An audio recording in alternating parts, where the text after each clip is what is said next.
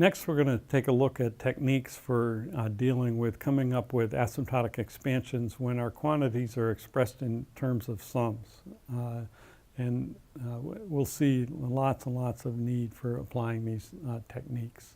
A lot of times our final result is in the form of a sum,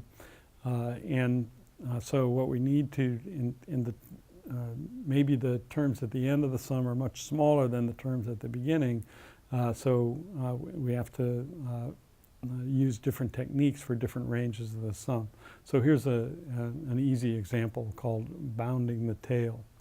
So there's a famous problem where the end result is expressed in terms of this finite sum. N factorial, sum as k goes from 0 to n, minus 1 to the k over k factorial. So to deal with that one, what we're going to do is write it as an infinite sum. So the infinite sum, k greater than or equal to 0, minus 1 to the k over k factorial, that's just 1 over e to the minus 1. So that quantity that we're interested in is equal to n factorial over e minus this remainder term. And the remainder term is n factorial sum k bigger than n minus 1 to the k over k factorial. So now what we can do is just see that this infinite sum, we can bound it just absolutely. It's the first term's less than 1 over n plus 1, the next one's less than 1 over n plus 1 squared, and like that, which is just 1 over n. So that's a proof that that infinite sum is just 1 over n, and that's just a proof that our original problem is n factorial over e to within big O of 1 over n. And again, n factorial grows so fast, that's an extremely accurate estimate of that sum. So that happens a lot, that tail is very small, and we can bound the whole tail at once. Another possibility is that actually the terms in the sum are rapidly increasing. In that case, it might be that the only term that matters is the last one. For example, sum on k of k factorial. So if you just look at the last two terms of that sum, those are n factorial plus n minus 1 factorial. All the rest of them are all less than 1 over n times n minus 1. There's n minus 1 of them, so that gives it to within a big O of 1 over n. So you have to have a feeling for how the sum grows, where the big terms are and where the small terms are, but often the sums that arise, the terms change in a way that we can take we could find the most significant part of the answer and express that, and then bound the rest of it to get our asymptotic expansion. The other thing that we do quite often is approximate with an integral. As I mentioned, that's where our approximations for the harmonic numbers and the factorials or the Stirling numbers come from. And we talked about those approximations, and there's proofs of these simple things, but we'll talk about better approximations later on. So those are three basic terms that we use for approximating finite sums, but the main one is approximating with an integral. The classic formula for approximating sums with integrals is known as Euler-Maclaurin summation. And there's two versions of that theorem given in the book, and a bit of discussion about where it comes from. Most people are just going to be in the position of wanting to apply the theorem. So I have a finite sum, say k goes from 1 to n of f of k. This theorem gives an asymptotic series for that sum, kind of like a Taylor expansion that is expressed in terms of the derivative of the function. And there's a couple of unique things about this series when it comes to applying it. So one thing is the error correction terms. What are they like? The first one is half f of n. So that's at the end of the integral, there's a little bit left out, say. And then there's a constant that's dependent on the function. Sometimes we have explicit expression for this constant, sometimes we don't. And actually the two cases we gave for harmonic numbers, we just name that thing gamma. We don't know how to express it in terms of other mathematical constants.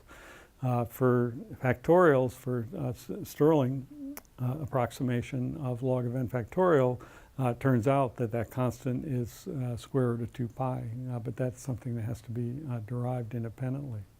And then the next error terms, the first one is proportional to the first derivative of the function with coefficient 1/12. And then usually we stop there because the next one is proportional to the third derivative with a constant of 1 over 720, so it's way smaller. Actually, this series, like some other asymptotic series, doesn't necessarily converge. The terms can start to get bigger, so we don't want to take too many, but we can know that since it's an asymptotic series, if we stop with a big O, we can get an accurate result by stopping with just a few terms. And usually for Euler-Maclaurin summation, we have the integral and just a few more terms. So there's a lot of details about that in the book, but in terms of applying it, just using this form is very useful for a lot of applications. So classic example, f of k equals 1 over k. Integral of f of x dx from 1 to n is log n, and then the f of n is 1 over n, so that's a 1 over 2n. The constant is gamma. Derivative is 1 over n squared, so that's that. And then the next term, third derivative is 1 over n fourth. So that gives us the harmonic numbers from Euler-Maclaurin summation to within O to the n to the 1/4. So for n equals 1,000,000, you're not going to see a deviation from that for 24 decimal places. And the other classic example is Stirling's approximation. And again, now log of n factorial, that's the sum of k, so f of k is just k, and so, sorry, f of k is log k, so it's the integral in the computed out. And again, there's a big jump in precision right at the end where the last term is big O of 1 over n cubed. So that's going to be a very good approximation for in the ranges of interest. And we can use that for other functions as well, but these are the classics that arise again and again in the analysis of algorithms. And they're so useful because they're so accurate. So here's a very fine example of applying the information that we've talked about so far in this lecture.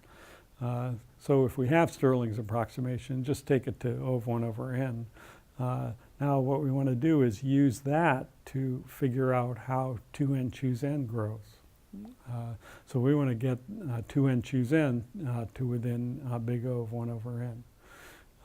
So that's a straightforward exercise using the basic techniques that we've talked about with the algebraic manipulations on asymptotic series.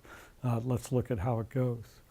And it's worth doing a couple of exercises of this nature, and there are plenty in the book, because the number of terms that arise appear daunting, but you have the ability to whack them away with the big O, and a lot of them cancel out. So let's look at this. So 2n choose n, so that's 2n factorial over n factorial times n factorial. So we have complicated terms multiplied together. We're going to use the x log technique. So that's equal to e to the log of 2n factorial minus 2 log n factorial. So change the multiplication and division into sums of logs. Okay, so now those two functions, we can apply Stirling's approximation. So the next line is just plugging in. On the first line is Stirling's approximation for log of 2n factorial. That's 2n, then log of 2n, minus 2n, plus log of square root of 4 pi n, plus O of 1 over n. And the next line is subtracting off twice, again, the formula for Stirling's approximation, minus 2n log n, minus n, plus log square root of 2 pi n, plus big O of 1 over n. So that's the quantity. So now we just have to do algebra. So, and you can see a lot of things are going to cancel out. So say the first term on the first line is 2n natural log of 2n. The first term on the second line is minus 2n natural log of n. So that first one is log 2n is log n plus log 2. All that's going to be left there is 2n log 2. Then also look at the what happens to the terms involving square root of pi. So log of square root of 4 pi n minus twice log square root of 2 pi n. If you just multiply that out, there's a log 2 minus 2 square root of log 2. The square root of, then minus a log of square root of n. So log 2 minus 2 log square root of 2, that's 0. So all that's left is minus log of square root of pi n.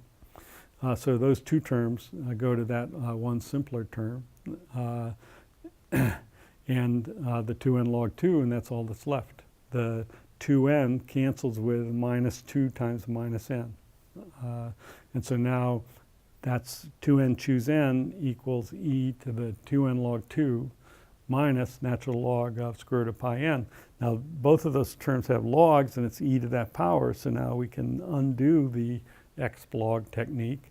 The first term is 4 to the n, and the second term is, since it's minus, 1 over square root of pi n.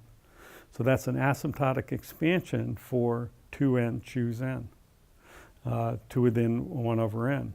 And again, that's a big number, but if we needed to compute 2n choose n over 4 to the n, then we get a function like 1 over square root of pi n. And that's going to be what we're going to want to estimate the quantity that we're studying as a typical example. So Stirling's approximation leads us to good approximations of binomial coefficients using the x-log technique. So there we go, 1 over 4 to the n, 2n choose n is 1 over square root of pi n. Okay, so here's an application in the real world of this kind of technique. The question is, for some kind of computational process, the data might be represented as a binary tree with n internal nodes. And the question is, how do you represent that binary tree? And you can think about different ways to do it, but one thing that you can know is, since there's 1 over n, the number of trees is the Catalan numbers, you have to distinguish among all the trees, so you have to have at least log of that many bits in your representation. Otherwise, the number of things that you can represent is less than 2 to that power, and it's got to be at least that big. If you use fewer bits, then you can't possibly represent all the trees. Now, someone who didn't know asymptotics might respond to the programmer, that's how many bits you need. But how's the programmer going to compute that value for 1 million? I have a tree with 1 million nodes. It's not concise. It's not a value that's easy to compute. Well, this is a well-known function, maybe, but in general, faced with functions like that, that's not what we want. But using the calculation that we just did, you can say that there's an extra factor of n to n choose n. It's 4 to the n over square root of pi n cubed. And you take the log of that, log base 2 of that, that's 2n minus 1.5 log n.